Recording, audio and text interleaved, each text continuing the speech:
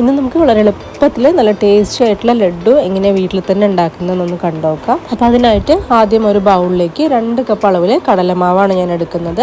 ഇത് വറുത്ത കടലമാവൊന്നുമല്ല, സാധാ കടലമാവാണ്. ഇതിലേക്ക് കുറച്ച് വെള്ളം ഒഴിച്ചിട്ട് നന്നായിട്ട് നമുക്കൊന്ന് കുഴച്ചെടുക്കാം. നമ്മൾ ചപ്പാത്തിക്കൊക്കെ തന്നെ കുഴക്കില്ലേ, അതേ ഒരു പരുവത്തിൽ വേണം കുഴക്കാനായിട്ട്. അപ്പോൾ വെള്ളത്തിൻ്റെ അളവൊന്നും ഞാൻ പറയുന്നില്ല, അത് നമ്മൾ മാവ് എടുക്കുന്നതിൻ്റെ അളവിനനുസരിച്ചിരിക്കും എത്ര വെള്ളം വേണം എന്നുള്ളത്. അപ്പോൾ എന്തായാലും ഒരുപാട് ലൂസ് ആവാതെ നല്ല കട്ടിയായിട്ട് തന്നെ നമുക്കൊന്ന് കുഴച്ചെടുക്കാം. ഈ ഒരു പരുവത്തിൽ വേണം കുഴക്കാനായിട്ട്. ഇനി നമുക്കിത് ഫ്രൈ ചെയ്യാനായിട്ട് കുറച്ച് നെയ്യോ എണ്ണയോ ഒരു പാനിൽ ചൂടാക്കാൻ വെക്കാം. ഇനി ഇത് ചൂടായി വരുമ്പം നമുക്ക് ഈ കുഴച്ച് വെച്ച മാവിൽ നിന്ന് ഇതുപോലെ ചെറിയ ഉരുളകളിലിട്ട് കൈ വെച്ച് തന്നെ ഇതുപോലെ ഒന്ന് പരത്തിയെടുക്കാം. അതിനുശേഷം നമ്മൾ ചൂടായിരിക്കുന്ന നെയ്യിലേക്ക് ഇട്ടിട്ട് ഫ്രൈ ചെയ്തെടുക്കാം.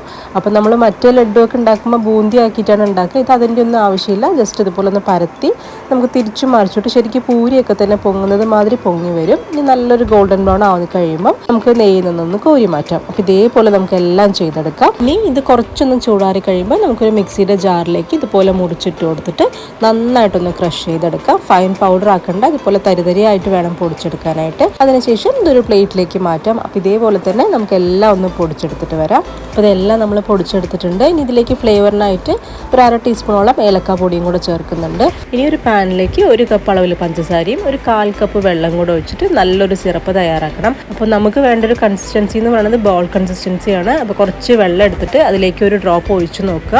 നമുക്ക് കൈ വെച്ചിട്ട് ഇതുപോലെ ഒന്ന് ഉരുട്ടിയെടുക്കാൻ പറ്റുന്നുണ്ടെന്നുണ്ടെങ്കിൽ നമുക്ക് ഫ്ലെയിം ഓഫ് ചെയ്യാം. നമ്മുടെ സിറപ്പ് റെഡിയാണ്. ഇനി ഈ ചൂടോടുകൂടെ തന്നെ നമ്മൾ പൊടിച്ച് വെച്ചിരിക്കുന്ന ആ ഒരു മിക്സിലേക്ക് ഈ ഒരു സിറപ്പ് ഒഴിച്ചു കൊടുക്കാം. ഇനി സ്പൂണ് വെച്ച് തന്നെ നന്നായിട്ട് ഇതൊന്ന് ഇളക്കി കൊടുക്കാം. ഇപ്പം തന്നെ നമ്മൾ ഒരിക്കലും കൈ വെച്ച് തൊടരുത്, കൈ പൊള്ളിപ്പോവും. അപ്പോൾ അതുകൊണ്ട് സ്പൂണ് വെച്ച് നന്നായിട്ടൊന്ന് മിക്സ് ചെയ്ത് ചൂട് എല്ലാ സൈഡിലേക്കും ആക്കിയതിന് ശേഷം ഒരല്പം ഒന്ന് ചൂടാറിയതിന് ശേഷം മാത്രം കുഴച്ചെടുക്കാം. നമുക്ക് കൈ വെച്ച് കുഴയ്ക്കാൻ പറ്റുന്ന ആ ഒരു ചൂടാവുമ്പോൾ മാത്രം. ഇനി കൈ വെച്ച് നമുക്കിതുപോലെ ചെറിയ ചെറിയ ഉരുളകളായിട്ട് എടുത്തിട്ട് നന്നായിട്ടൊന്ന് പ്രസ് ചെയ്ത് ഒന്ന് ഉരുട്ടി ഷേപ്പാക്കിയെടുക്കാം. അതെ, ഈ ഒരു വലുപ്പത്തിലാണ് ഞാൻ തയ്യാറാക്കി എടുക്കുന്നത്. അപ്പോൾ എല്ലാ ലഡുവും ഞാൻ ഇതുപോലെ ഒന്ന് ഷേപ്പ് ചെയ്തെടുക്കുന്നുണ്ട്. ഇനി നമുക്ക് വേണമെങ്കിൽ ഇതിലേക്ക് കുറച്ച് കാഷ്യൂ നട്ട്സോ അതുപോലെ കിസ്മിസോ എന്തെങ്കിലും വെച്ചിട്ട് ഒന്ന് ഗാർണിഷ് ചെയ്യുകയും ചെയ്യാം. അപ്പോൾ ഇത്രയേ ഉള്ളൂ നമ്മുടെ ലഡു ഉണ്ടാക്കാനായിട്ട്. വലിയ മെനക്കെട് പിടിച്ച ഒരു പണികളും ഇല്ല. ആർക്ക് വേണമെങ്കിലും നല്ല ടേസ്റ്റി ആയിട്ട് ലഡു വളരെ എളുപ്പത്തിൽ ഉണ്ടാക്കിയെടുക്കാൻ പറ്റും. പെട്ടെന്ന് ഉണ്ടാക്കിയെന്ന് പറഞ്ഞിട്ട് ടേസ്റ്റിൻ്റെ കാര്യത്തിൽ ഒരു കോംപ്രമൈസും ഇല്ല. നല്ല അടിപൊളി ടേസ്റ്റാണ്. അപ്പോൾ എന്തായാലും ഇതുപോലെ ഒന്ന് ട്രൈ ചെയ്ത് നോക്കണേ.